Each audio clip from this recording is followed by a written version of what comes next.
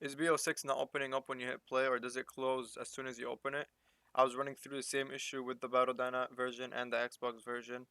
First thing you can do is you can try running Battle.net as administrator and see if that works for you. And for Xbox, try running the game as administrator and see if that works. For me, it wasn't working. It used to work with Modern Warfare. But for this time, I had to disable my firewall. I had to delete the game.